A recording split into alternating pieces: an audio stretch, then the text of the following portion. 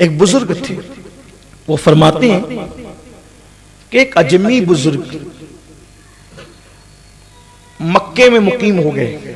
اب ذرا دھیان دینا، مکے میں مقیم ہو گئے. بہت بڑے ولی تھے، وہ ولی کہلاتے تھے، بہت بڑے ولی تھے. پوری رات وہ کعبے کا طواف کرتے تھے. کچھ یاد رہے نہ رہے یہ بات ضرور یاد رکھ لینا، اور خواتین تک اگر بات جاری ہو تو اللہ کرے وہ بھی یاد رکھے. مکے میں رہتے پوری رات کعبے کا طواف کرتے، قرآن پڑھنے میں دن گزر جاتا ہے. دن کو روزہ رکھتے ہیں، پورا دن روزے سے، پوری رات مکے میں. مکے کی جہاں کی ایک نیکی 1,00,000 نیکی کے برابر.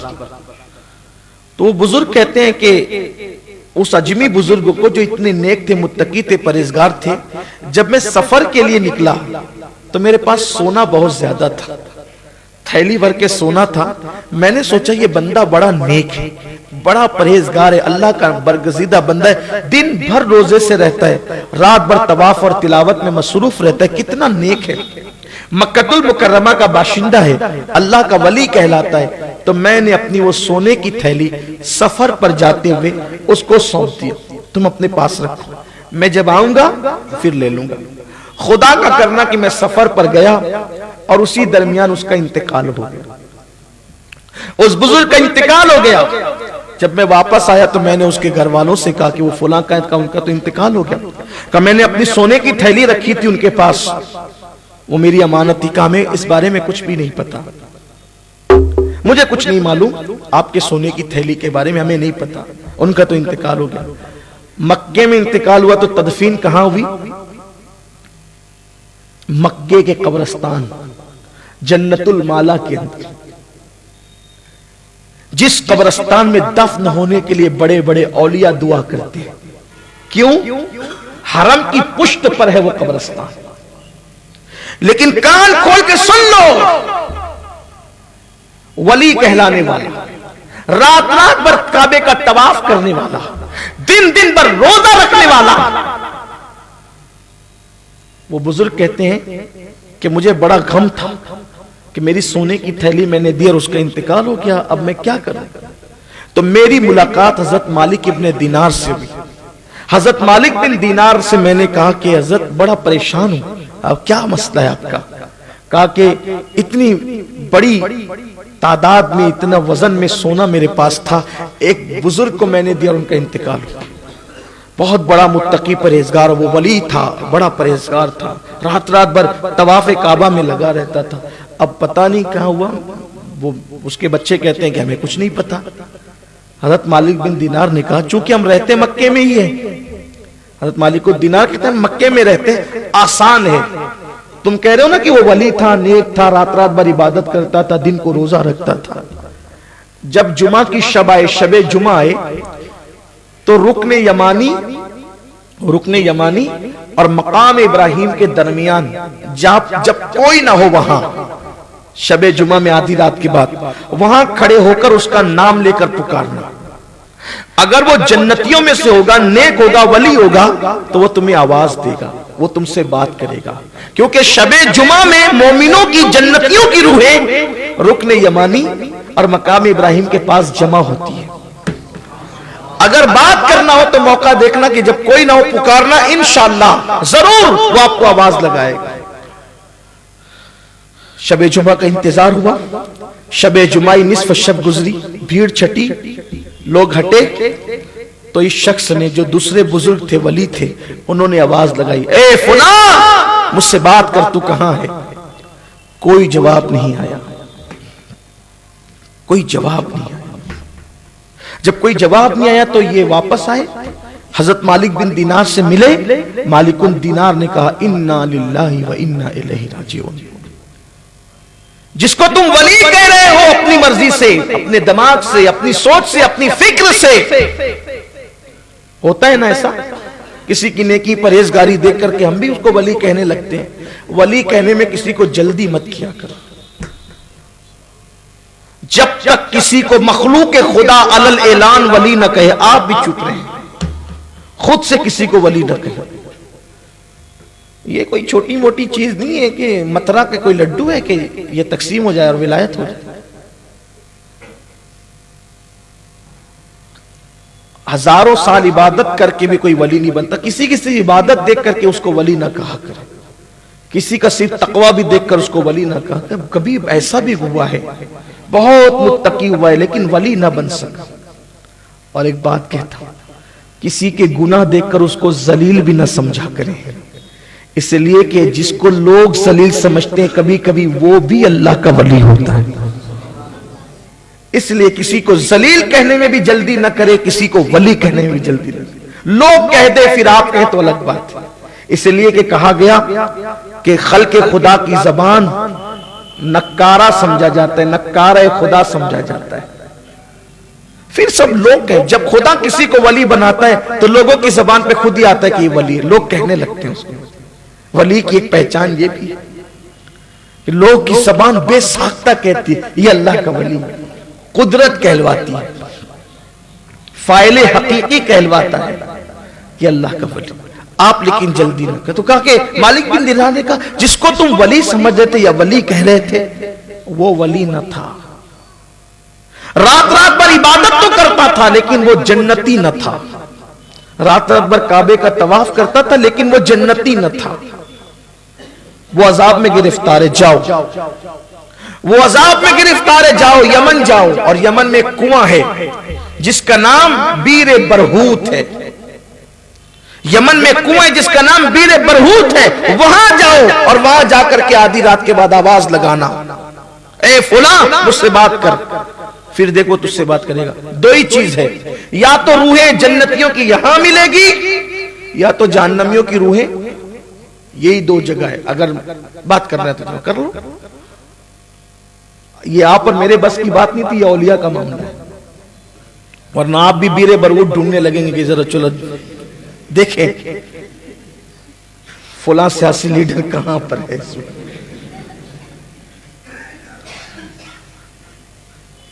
ایسی بات نہیں. اولیاء کے معاملات اولیاء کے لیے, اولیاء کے معاملات اولیاء کے لیے, اسی کو رکھیے. شب قدر میں ساری مخلوق سجدہ کرتی ہے, سمندر کا پانی میٹھا ہو جاتا ہے, تو کچھ لوگ جا کر کے وہ پانی چکھتے رہے. جو زبان غیبت کرتی اور گالیاں دیتی ہو پھر اس پہ بھی نشانی ظاہر ہوگی. تو کچھ چیزیں اولیاء اللہ کے لیے ہوتی ہے, انہی کے لیے رکھیے خاص. اور اگر قدرت کسی پہ کرم کر کے دکھا دے تو یہ ایک الگ عنوان ہے, الگ بات ہے, لیکن عام طور پر معاملہ ایسا ہی ہے. وہ کہا کہ بیر برہوت پہ جاؤ اور وہاں جا کر کے بات کرنا. دیکھو وہ تم سے بات کرے. یہ یمن تک گئے کیونکہ سونا ان کا بہت زیادہ تھا, بڑی رقم تھی, قیمتی چیز تھی, اس کی بڑی رقم بنتی تھی, سونا بہت تھا. یہ یمن کا سفر کر کے یہ بزرگ مکے سے یمن تک گئے اور رات کو وہاں پر گئے تو بیر برہوت پر پہنچے تو دیکھا کہ وہاں چیخنے چلانے کی آواز آ رہی تھی اور وہیں پر دو روحیں ابھی تازہ تازہ لائی گئی تھی اور وہ چیخ رہی تھی اور ان کی چیخ پر ان کا کلیجہ منہ کو آ رہا تھا. تو انہوں نے ان روحوں سے کہا کہ تم دونوں جو ابھی ابھی آئے ہو نئے نئے, کون ہو تم لوگ؟ تو ایک نے کہا کہ میں بادشاہ کا دربان تھا, اس کی ہر حرکت پر میں ہاں کرتا رہتا تھا, شریعت کے مطابق کرے تو بھی ہاں, شریعت کے خلاف کرے تو بھی ہاں, اس لیے مجھے عذاب میں گرفتار کیا گیا. دوسرے نے بتایا کہ میرا نام عبد الملک بن مروان ہے, میں مروان کا بیٹا عبد الملک ہوں, مجھے بھی عذاب میں گرفتار کیا, یہاں لا کے پھینکا گیا, عذاب میں ہوں. وہ بزرگ کہتے کہ میں نے آواز لگائی, او فلاں مجھ سے بات کر. تو ایک غمگین سی آواز آئی, بولو کیا بات ہے؟ وہ وہاں ملا, مجھے اس کی روح وہاں ملی. بولو بھائی کیا بات ہے؟ کہا پہلے یہ تو بتا میرے سونے کی تھیلی کہاں ہے؟ کہا میرے بھائی میں نے اپنے مکان کے زینے کے نیچے تیرے سونے کی تھیلی دبا کے رکھی ہے, وہاں سے نکال لو. میں نے کبھی کسی کی امانت میں خیانت نہیں کی, سو تمہاری امانت تمہیں مل جائے گی. جب میری امانت کا پتہ اس نے بتا دیا, بزرگ فرماتے ہیں کہ میں نے پوچھا آپ تو نیک ہی تھے, پرہیزگار تھے, متقی تھے, ہم آپ کو ولی سمجھتے تھے, کیوں آپ عذاب میں گرفتار ہو گئے؟ کہا واللہ تم جیسا کہتے ہو میں ویسا ہی تھا, یقیناً میں نیک تھا, متقی تھا, پرہیزگار تھا, لیکن عذاب میں گرفتار ہونے کی صرف ایک وجہ بنی, رات رات بھر کعبے کا طواف کرنا دھرا کے دھرا رہ گیا, رات رات بھر تلاوت کرنا دھری کے دھری رہ گئی، راتوں کو کھڑے ہو کر نماز پڑھنا دھرا کے دھرا رہ گیا، دن دن بھر روزے سے رہنا دھرا کے دھرا رہ گیا۔ ایک ہی چیز کی وجہ سے عذاب ہو رہا ہے، اگر میری مدد کر سکتے ہو تو یہ کام کر دو میرا۔ کہا کیا چیز کی وجہ سے عذاب ہو رہا ہے؟ کہا میری ایک بہن تھی، بہن کی وجہ سے عذاب ہو رہا ہے۔ میری بہن تھی، ماں باپ کے انتقال کے بعد میں نے بہن سے کبھی ملاقات نہیں کی، میں نے بہن سے کبھی رابطہ نہیں کیا، میں نے بہن کی کبھی خبر گیری نہیں کی۔ بہن کو آتا دیکھ کر ماتھے پر شکن لانے والے بھائیوں سے جی اور دامن چرانے والے بھائیوں، بہن بھائیوں کی مدد کرنے کے لیے اپنے ہاتھ کو کنجوس کرنے والے بھائیوں، ذرا سوچو، پوری توجہ اگر صرف ہم نے نماز روزے کی طرف لگا رکھی ہے تو نماز روزے کی اہمیت اپنی جگہ ہے، لیکن اللہ کے رسول علیہ السلام نے ہمیں صرف نماز روزہ ہی نہیں دیا بلکہ پورا نظام حیات عطا کیا ہے، پورا دین عطا کیا ہے اللہ کے رسول صلی اللہ علیہ وسلم نے۔ وہ شخص کہتا ہے کہ میری اکلوتی ایک بہن تھی، ایک بہن، اس بہن کی میں نے کبھی خبر گیری نہیں کی، اس کے حال احوال نہیں لیے، اس سے کبھی رابطہ نہیں کیا، کبھی پوچھ تاچھ اس سے نہیں کی۔ تو جب میرا انتقال ہوا تو میرے اللہ نے مجھ سے کہا تو پیٹ بھر کے کھاتا رہا اور تیری بہن بھوکی رہی، تو کپڑے پہنتا رہا اور تیری بہن بغیر کپڑوں کے پھٹے پرانے کپڑوں کے محتاجی میں زندگی گزارتی رہی، تو پیتا رہا اچھے اچھے مشروبات اور تیری بہن اچھے مشروب پینے سے محروم رہی۔ سو صرف بہن کی حق تلفی کرنے کی وجہ سے، صرف بہن کی حق تلفی کرنے کی وجہ سے، کیونکہ اللہ نے فرمایا اگر کوئی روزانہ روزہ رکھے اور ہر رات عبادت کرے لیکن اپنے بہن بھائی کے حقوق ادا نہ کرے، صلہ رحمی نہ کرے، تو میں اس کی نیکیوں کو ضائع کر دیتا ہوں، اس کو عذاب میں گرفتار کرتا ہوں، کیونکہ رشتے اللہ نے پیدا کیے ہیں۔ تو اس کنویں سے آواز آئی، صرف بہن کی حق تلفی، اس سے پوچھ تاچھ خیر خیریت کبھی نہیں لی بہن کی، چھوڑ دیا اس کو، اور بہن کو چھوڑ کے آیا کہاں؟ مکے میں رہنے کے لیے۔ بہن کو چھوڑ کے سسرال نہیں گیا تھا، بہن بھائی کو چھوڑ کر کے کسی الگ گوشے عافیت میں نہیں گیا تھا، بلکہ بہن کو چھوڑ کر مکہ اللہ کے گھر، اللہ کے حرم میں مقیم تھا۔ میں یہ نہیں کہہ رہا ہے کہ بہن بھائیوں سے کوئی الگ نہیں رہ سکتا، یہ نہیں ہے، علیحدہ رہ سکتے ہو، بلکہ بعض مرتبہ علیحدہ رہنے میں فائدہ زیادہ ہے، پردے کا اہتمام اور ساری چیزیں وہ ایک الگ تفصیل ہے، لیکن علیحدہ رہ کر بھی بہن بھائیوں کی خبرگیری تو کی جا سکتی ہے نا۔ جہاں مکانات الگ الگ ہوئے کوئی خبرگیری بھی نہیں، کوئی تعلق بھی نہیں، حتیٰ کہ عید پر تک بھائی بھائی نہیں ملتے ہیں، دوسروں سے ملتے، وہ ادھر جا رہا ہے وہ ادھر جا رہا ہے۔ وہ شخص کہہ رہا ہے جو مکے میں مقیم تھا، مکے میں انتقال ہوا، جنت المالا میں دفن ہوا، وہ کہتا ہے کہ بہن کی حق تلفی کی وجہ کبھی خبرگیری نہیں کی، عذاب میں مبتلا ہوں۔ اب ایک ہی صورت ہے، نمازیں پرفیکٹ ہے، نمازیں پڑھی ہے، روزے رکھے، سب رکھے، بس ایک ہی گناہ ہے کہ میری بہن کا میں نے حق مار دیا، اس کی خیر خیریت نہیں کی، اس کی حق تلفی کی ہے۔ جاؤ، اگر وہ مجھے معاف کر سکتی ہے تو اس سے معافی کروا لو، اگر وہ معاف کر دے گی تو میں یہاں سے نکال کے جنت میں داخل کر دیا۔ وہ بزرگ فرماتے ہیں پھر میں پہلے اس کے گھر گیا کہ واقعی یہ بات صحیح ہے کہ نہیں۔ جب میں نے اس کے زینے کے نیچے کھول کر کے دیکھا تو مجھے میری سونے کی تھیلی ملی۔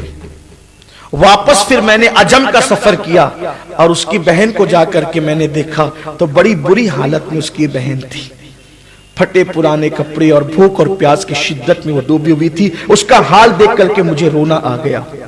میں آپ سے پوچھنا چاہتا ہوں، آپ صحیح کہنا، کیا یہ گھر گھر کی کہانی نہیں؟ کیا یہ ہر گھر کی کہانی نہیں؟